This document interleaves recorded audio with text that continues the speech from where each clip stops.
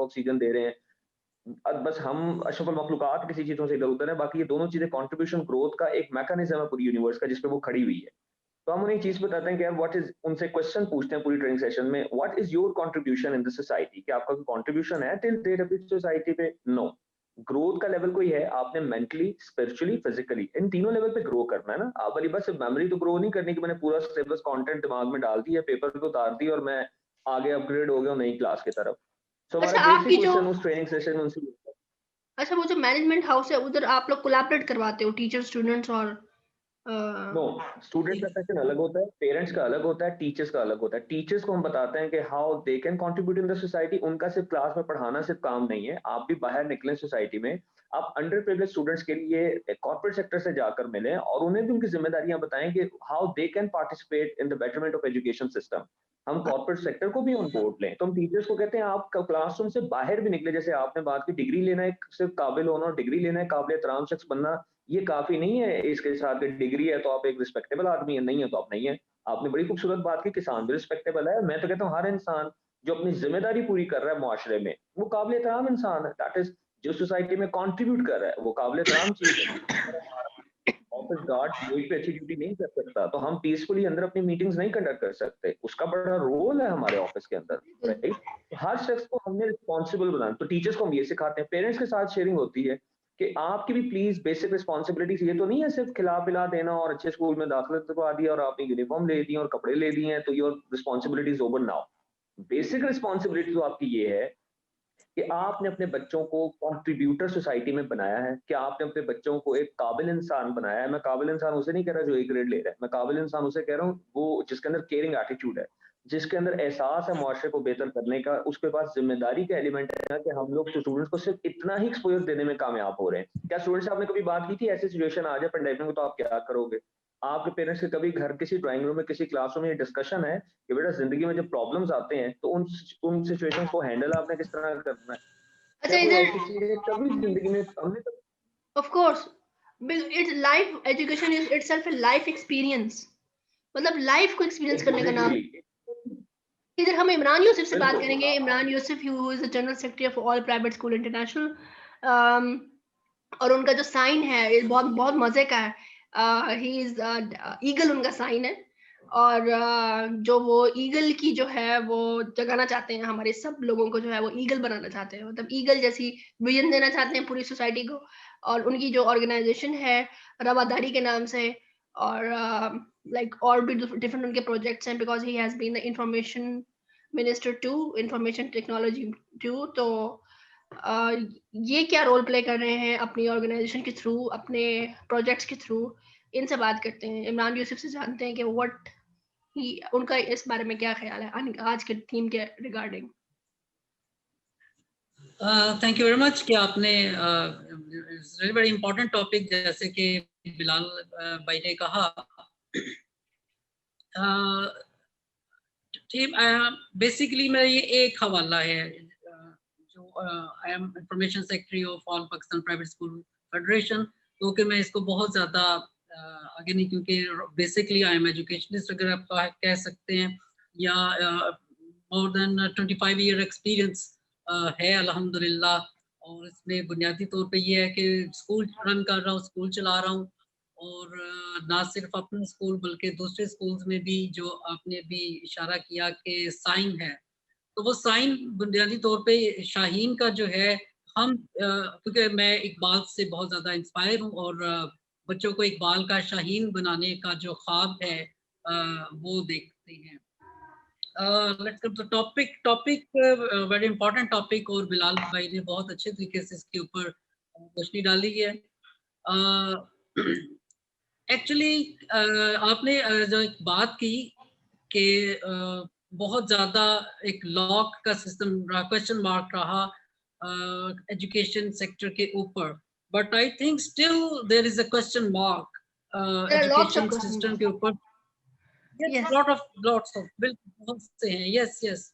और बहुत से इश्यूज हैं, बहुत सी प्रॉब्लम्स हैं, बट प्रॉब्लम से घबराना नहीं है, बिल्कुल। इसके सोल्यूशन की तरफ जाना है। आपने दुरुस्त फरमाया कि एक अच्छी चीज ये हुई है पेंडेमिक के 6-7 मंथ्स में कि लोगों ने सोचना शुरू किया, लोगों ने काम करना शुरू किया है, लोगों ये ज़ूम का जो एक हुआ है, क्लासेस हुई हैं, और ये सारी चीज़ें, ये बहुत एक अच्छा पॉजिटिव एक चीज़ है इसमें। अ, मैं जो प्रॉब्लम का वर्ड यूज़ कर रहा हूँ, वो चूँकि मेरा इंफॉर्मेशन सेक्रेटरी होने के नाते पूरे पाकिस्तान के जो स्कूल्स हैं और स्कूल्स की एसोसिएशंस हैं, उनके जो प्रॉब्लम्स हैं, वो मेरे साथ डिस्कस करते हैं। इंडिविजुअल लेवल पे स्कूल्स भी, सो यू कैन से कि नाउ हाउ स्कूल्स के हवाले से भी है, और दूसरे कुछ अभी मेरे साथ कुछ यूनिवर्सिटी के स्टूडेंट्स भी थे, उनके हवाले से भी। तो एक तो ये बिलाल भाई ने ये ठीक दुरुस्त फरमाया, और मैं अपने मुख्तलिफ इंटरव्यूज में भी ये बात कर चुका हूँ, कहता हूँ, और ये हकीकत है कि अभी हमें तो अपनी प्रायोरिटीज का ही नहीं पता। एजुकेशन हमारी तरजीह रही नहीं है अभी उस तरह से, माजरत के साथ। आप अपने सोशल मीडिया पे देख लें, आप अपने इलेक्ट्रॉनिक मीडिया पे देख लें, आप अपने प्रिंट मीडिया पे देख लें, मीडिया एक फेस होता है ना किसी भी सोसाइटी का, वहाँ पे एजुकेशन की कितनी बात होती है, वहाँ पे एजुकेशन से रिलेटेड लोगों को कितना बुलाया जाता है। जो आज हम यहाँ पे बैठ के एक चीज डिस्कस कर रहे हैं, आप किसी भी चैनल को लगा के देख लें, कितनी इस तरह के टॉपिक्स हैं जिनको डिस्कस किया जाता है। एक तो ये बात है कि हमारी दुरुस्त फरमाई कि प्रायोरिटीज हमारी नहीं, और डायरेक्शन की भी बात उन्होंने दुरुस्त फरमाई। और प्रायोरिटीज के हवाले से ये भी है, प्रायोरिटीज नहीं है, तरजीहात में नहीं शामिल, कि इस वक्त जो स्टूडेंट्स हैं वो रिसर्च करना चाहते हैं यूनिवर्सिटीज के। चूंकि मैं अभी उनसे, मेरी बात, एक मीटिंग थी, तो उस हवाले से मैं बता रहा हूँ कि जो HEC है वो फंड्स ही यूनिवर्सिटीज को नहीं दे रही, क्योंकि उनके पास फंड्स नहीं है, और वो उनको लिमिटेड कर दिया गया है कि आप इस तरह से बिल्कुल एक छोटे पैमाने पे जो वो करना चाह रहे हैं, डिफरेंट किस्म के रिसर्च वर्क, वो उनको नहीं करने दिया जा रहा, या नहीं वो कर सकते। अच्छा।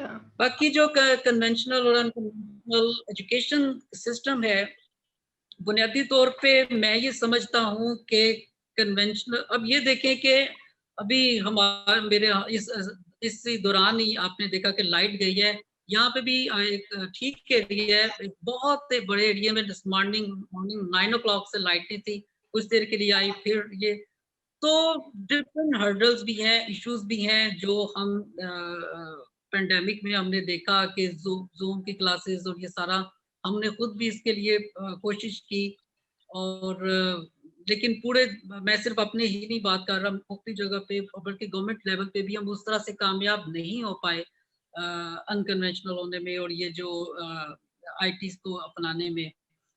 जैसे कि ऑक्सफोर्ड है, ऑक्सफोर्ड यूनिवर्सिटी ने मार्च में जब पेंडेमिक आया, तो उन्होंने, या उससे पहले भी, मार्च 2020 टू मार्च 21 उन्होंने पूरी प्लानिंग कर ली ऑनलाइन स्टडीज के हवाले से, और भी बहुत सी जगहों पे। लेकिन हमारे यहाँ जो टॉप की यूनिवर्सिटीज हैं, टॉप के कॉलेजेस हैं, वो बहुत अरसे तक उसको नहीं कर पाए। इसकी रीजंस क्या थी कि प्रायोरिटीज तय नहीं थी, हम इस तरह के किसी से आगाह नहीं थे।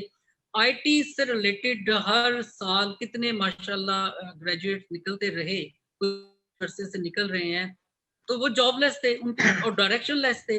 तो अगर वो तैयार होते और अगर कुछ उन्हें किया जाता, तो वो बहुत अच्छे तरीके से मार्केट में अपना ये काम कर सकते थे। अच्छा, यहाँ से तो मैं यही आपको, बुनियादी तौर पे। अच्छा सॉरी टू इंटरप्ट, यहाँ से मैं आपको अपनी एक एग्जांपल बताती हूँ। I was invited at NCERT in September from by the United Nations as a trainer. तो वहाँ पे जो है 7 डेज की मेरी, मतलब हमने ट्रेन करना था ट्रेनर्स को। तो वहाँ पर आर्ट ऑफ लाइफ पे बात थी, और मेन टॉपिक था इंक्लूसिव रिप्रोडक्शन के हवाले से। अब रिप्रोडक्टिव लाइक पूरी लाइफ की ही रिप्रोडक्शन की बात हो रही है, तो उसमें लाइफ का हर फेसेट डिस्कस हुआ। तो उसमें एक दिन एजुकेशन थीम थी, उसमें हमने एजुकेशन पे यूनाइटेड नेशन का जो मॉडल है, और जो जितने भी जो डेवलप कंट्रीज है उधर जो मॉडल जो फॉलो होता है वो ये होता है। और जो स्कैंडिनेवियन कंट्रीज और जापान का भी वही मॉडल है। इवन कि हजूर पाक सल्लल्लाहु अलैहि वसल्लम ने भी कहा है कि हमारे जो तरबियत में जो फर्स्ट 7 इयर्स है उसमें बच्चे को स्कूल में दाखिल न करें। फर्स्ट 7 इयर्स उसकी तरबियत के लिए कहे गए हैं। फर्स्ट 7 इयर्स जो है वो ये जापान और स्कैंडिनेवियन कंट्रीज और एशियान कंट्रीज ये मॉडल फॉलो कर रहे हैं। इवन कि अब ये इंडिया के भी कई स्कूल्स में भी ये आ चुका है, और कई यूरोपियन कंट्रीज में भी ये मॉडल फॉलो हो रहा है। तो उसमें ये है कि फर्स्ट 7 में अगर आपने सपोज, क्योंकि अब ये, क्योंकि it is highly globalised and interdependent world, और 7 इयर्स तक बच्चे को घर नहीं रखा जा सकता, ना ही घर, अगर घर का माहौल अनलेस एंड अनटिल वो नहीं है। अगर वो है भी 3 वो 4, सपोज आप 5 इयर्स के बच्चे को भी अगर आप डालते हैं स्कूल में, तो वहां पे जो है बच्चों से टेस्ट ना लें, टेस्टिंग सिस्टम ना हो, उसमें मैनर सिखाएं, एटिकेट सिखाएं, टीम वर्क सिखाएं, एक दूसरे को रिस्पेक्ट और स्पेस देना सिखाएं, एक दूसरे की इंडिविजुअलिटी को, मतलब एक पूरी तरबियत हो, मतलब मैंने उनको ये दिया कि फर्स्ट अगर वो बच्चा 5 ईयर की उम्र में या 6 ईयर की उम्र में जाता भी है तो वो इस तरह से, जो सेकेंडरी लेवल है, प्राइमरी लेवल ये हो गया, सेकेंडरी लेवल में है, बच्चे को एक्सपोजर दिया जाए, डिफरेंट चीजों के साथ लेबोरेटरी वर्क करवाया जाए, डिफरेंट डिफरेंट तरह का उसे एक्सपोजर दिया जाए, ताकि उसकी पर्सनालिटी बिल्ड हो, उसके अंदर कॉन्फिडेंस बिल्ड हो, और वो कस्टम चीजों को एक्सप्लोर करना सीखे चीजों को। सेकेंडरी लेवल पर ये चीजें होनी चाहिए। उसके बाद जब हायर लेवल हो, उसमें सारा जो वर्क है वो रिसर्च ओरिएंटेड हो, क्योंकि यूनिवर्सिटी होती ही रिसर्च है, यूनिवर्सिटी से रिसर्चर्स निकले बाहर, और फिर वो खुद डिसाइड करें कि उन्होंने कॉर्पोरेट वर्ल्ड के साथ जाना है, उन्होंने डेवलपमेंट वर्ल्ड के साथ जाना है, उनकी अपनी क्या अलाइनमेंट है, वो खुद भी डिस्कवर करेंगे अपने आप को, और फिर वो खुद अपने लिए चीजें क्रिएट कर लेंगे जो वो करने के लिए पैदा हुए हैं। मतलब इस तरह से डिजाइन हो हमारे एजुकेशन सिस्टम, जब इस तरह से डिजाइन होगा तभी हम लोग society as a human evolve होंगे, और हमारी सोसाइटी एवॉल्व करेगी, और हमारा एजुकेशन सिस्टम भी इसी तरह से एवॉल्व होगा पूरी दुनिया का।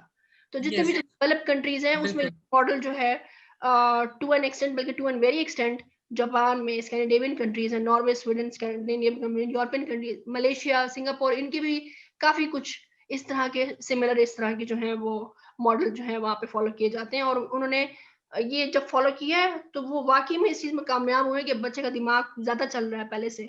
आप छोटे से प्राइमरी लेवल पे उस पर टेस्टों का बोझ डाल देंगे, इतनी इतनी किताबें उसे दे देंगे, वो उससे खुद संभला नहीं जा रहा, वो बेचारा सुबह 7 बजे उठ के जी जा रहा है उसमें स्कूल में, तो और पेरेंट्स अपनी जान छुड़ाने के लिए बच्चों को स्कूल में डाल रहे हैं, बच्चे जो है वो अपने फ्रस्ट्रेशन में वहीं स्कूल से घर वापस आने के लिए तैयार नहीं होते। तो मतलब ये जो सारा जो चल रहा है ना, ये सारा चीज, ये सारा क्योस जो चल रहा है वो है फिर वही बात आ जाती है रिस्पॉन्सिबिलिटी, मतलब एकेडमिया की अपनी रिस्पॉन्सिबिलिटी है, घर वालों की अपनी रिस्पॉन्सिबिलिटी है, और एज वेल एज जो हमारे बड़े हैं और जो बच्चे हैं उनकी अपनी अपनी रिस्पॉन्सिबिलिटी है, अपने अपने लिहाज से। तो हमने इन चीज़ों को समझना है, इन चीज़ों को जो है हमने डिस्टिंग्विश करना है, और एट द सेम टाइम हमने इन सबको साथ लेके चलना है, जैसे कि इनकी ऑर्गेनाइजेशन काम कर रही है कि ये टीचर्स को अलग कर रहे हैं, अलग उनकी काउंसलिंग कर रहे हैं, बच्चों की अलग कर रहे हैं, अकेडमीज की अलग कर रहे हैं।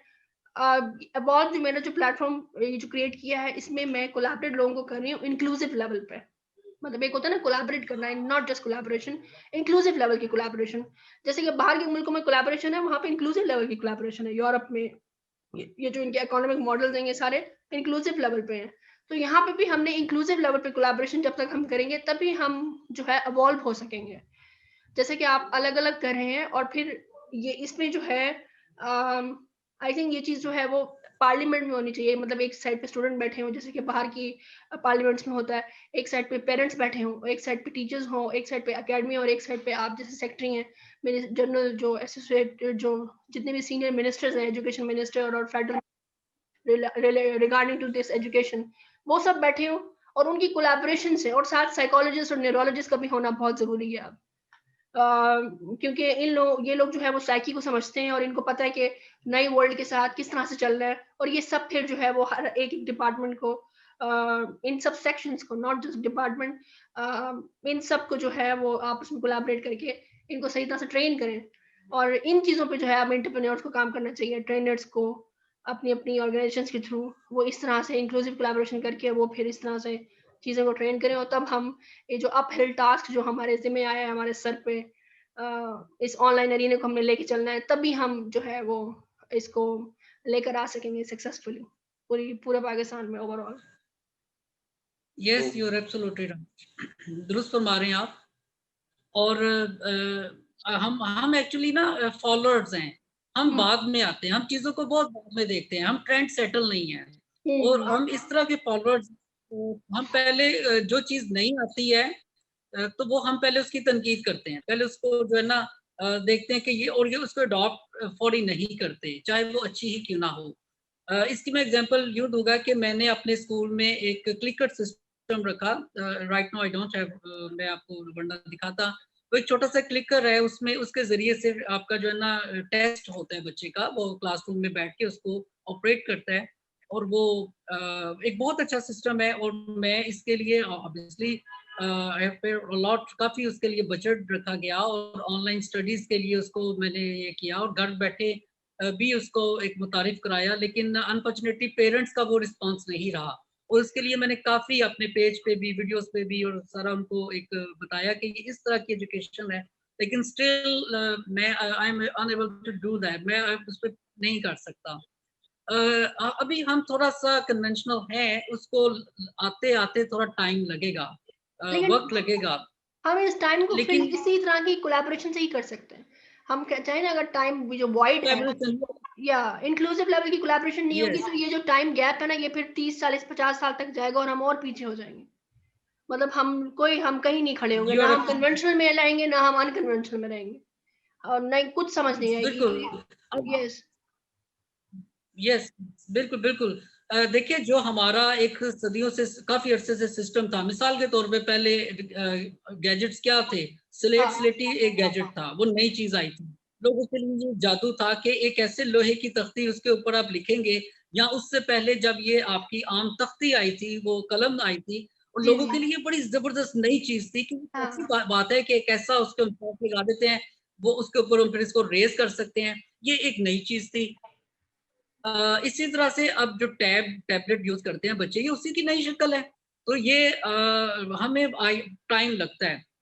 आपने जो बड़ी अहम बात की है, और बिलाल भाई ने इस पे भी बात की है, और मैं अपने ना सिर्फ अपने स्कूल बल्कि जहाँ-जहाँ पे भी मैं जाता हूँ, इस पे पूरी कोशिश कर रहा हूँ कि बच्चे की जो अंदर की एबिलिटीज़ हैं, उसकी कैपेबिलिटीज़ हैं, उसकी जो सलाहियतें हैं, उसको निखारने के लिए, उभारने के लिए काम किया जाए। और जो बिल्कुल वो तरीका है कि जी कॉपियों पे सिर्फ काम कर लिया, क्लास वर्क, होमवर्क चेक कर लिया, नंबर दे दिए, टेस्ट ले लिया, उससे हट के बच्चे की जो है मेंटल ग्रोथ जो है वो की जाए। इसके लिए मैंने पर्सनली डिफरेंट कोर्सेज किए, एनएलपी किया, आपने माइंड सेट की बात की है, वो सारा कुछ। और इवन के साइकियाट्रिस्ट भी, उनका भी विजिट होता है, सारा कुछ हम अपने स्कूल्स में करते हैं। लेकिन अ, जब कभी थोड़ा-सा टाइम इसमें लग जाता है कुछ ऐसी एक्टिविटीज़ कराने में, तो हमें हमारे पास पेरेंट्स आ जाते हैं कि जी आज काम कम हुआ है। उनको भी अभी करने की ज़रूरत है, पेरेंट्स को भी बताने की ज़रूरत है, और बिल्कुल। जहाँ पे भी मैं ट्रेनिंग्स मैंने दी हैं कि इस तरीके के साथ आप काम करें। तो वो कहते हैं, वो प्रिंसिपल्स वहाँ की कहती हैं, जी वो तो ठीक है, लेकिन हमने तो ये तो इतने पीरियड्स जो है ना वो करने होते हैं। तो ये थोड़ा टाइम लगेगा, लेकिन यही तरीका है, यही चीज़ें हैं कि ग्रेजुअली हम we have to change the system. System की बात हर जगह होती है कि हमें वाक़ई सिस्टम को चेंज करना है। देखिए, लॉर्ड मैकॉले के सिस्टम को बहुत तनकीद किया जा 70 साल से, हम 72 साल से उस पे तनकीद भी हो रही है। लेकिन वो कितना स्ट्रॉन्ग सिस्टम था कि आज भी उस पे बात होती है, आज भी उस पे आप खड़े हैं और काम हो रहा है। तो बिल्कुल। कोई ऐसा ही उसके एंटी उसका ऐसा सिस्टम हमें लाना होगा। ये अच्छी बात है, इनिशिएटिव कुछ ले रही है गवर्नमेंट के, जैसे जी सिंगल करिकुलम जो है उसके ऊपर बात हो रही है, और सिंगल सिलेबस की बात हो कि practically it's right now unbelievable, क्योंकि ज़ाहिर है कि आपके तबकात हैं, डिफरेंट कोर्स लेवल के लोग हैं। ये बहुत ही तो बैकवर्ड लेकिन बात है जो ये लेके आ रहे हैं, वन करिकुलम और वन सिलेबस। ये बहुत ही और पाकिस्तान को पीछे ले जाने वाली बात है ये। पहले भी हमारा करिकुलम अपडेटेड नहीं कैसे है, और अब इसमें मजीद एथनिक कॉन्फ्लिक्ट्स, लैंग्वेज कॉन्फ्लिक्ट, जो फुल ऑफ डाइवर्सिटी वर्ल्ड जो हमारा मुल्क है, वो बिल्कुल उसकी कॉन्ट्रडिक्टरी बात है, ये बिल्कुल ही कॉन्ट्रडिक्टरी बात। ओके। बिल्कुल, चीज़ मैं आपकी इजाज़त से ऐड करना चाहता हूँ कि अनफॉर्चुनेटली वो लोग वो काम करते हैं हमारे सोसाइटी में जो उनके लिए नहीं होता। इसके लिए एचईसी मौजूद है, इसके नीचे सारा सिस्टम हो। गवर्नमेंट के फेडरल लेवल पे भी मिनिस्टर जो हैं वो एजुकेशन को समझते हो, और प्रोविंस लेवल पे भी, प्रोविजनल लेवल पे भी ऐसा सारा सिस्टम हो कि वो इसी से रिलेटेड हो। एक ऐसे बंदे को आप उसको दे देते हैं ज़िम्मेदारी कि जो उसकी स्किल नहीं होता, उसकी नहीं समझता। तो जब प्रायोरिटीज की बात है, जब हम इसको तय करेंगे और ड्यूटी उस बंदे को देंगे कि जो जिसकी स्टडी हो, जिसकी रिसर्च हो, जिसकी वर्किंग हो, वही बेहतर तरीके से इसको कर सकता है। Very Thank you. Nice, very nice Iman Yusuf. और last words from Bilal Ahmed, any comment? Hello. Thank you so much. I am happy that अगर ये सोच अभी जिंदा है तो इंशाल्लाह ये चीजें भी हो सकती हैं, ये बातें, ऐसी सेशंस होने चाहिए ताकि एटलीस्ट ये सोच तो आगे पहुंच सके। व्हाट वी डू, एटलीस्ट इतना सा काम तो हो कि हम लोगों तक ये बात तो शेयर करें, अवेयरनेस तो पैदा करेंगे। यार प्लीज थिंक लाइक बेस्ट कि आप लोग अनकन्वेंशनल चीजों को फॉलो करें अगर आप दुनिया के साथ चलना चाहते हैं। हमने तो जिंदगी 40-45, हमारी आने वाली जनरेशन है, एक अच्छा पाकिस्तान अगर उनको अब देना है तो एक अच्छी बेस कायम करके जाएं। और हमेशा याद रखें कि don't change with the change, please change before the change. अगर हमें कामयाब बनना है nation, change before the change. Thank you so much. Thank you. Thank you for having this wonderful discussion and wonderful collaboration.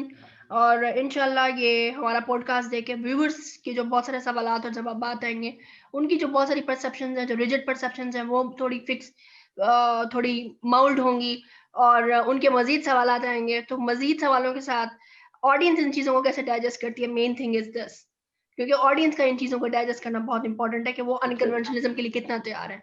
तो हम मजीद सवालों के साथ इस, because it's an ongoing topic और it's a very hot topic of this 2020 and next upcoming years के लिए भी, तो इसमें हम मजीद सेशंस भी करेंगे आप जैसे वंडरफुल स्पीकर्स के साथ। तो इंशाल्लाह हम मजीद सवालों के साथ दोबारा हाजिर होंगे। तब तक के लिए स्टे ट्यून्ड एंड अल्लाह हाफिज। Thank you. Allah thank you. हाफिज। Thank you. अल्लाह हाफ़िज़।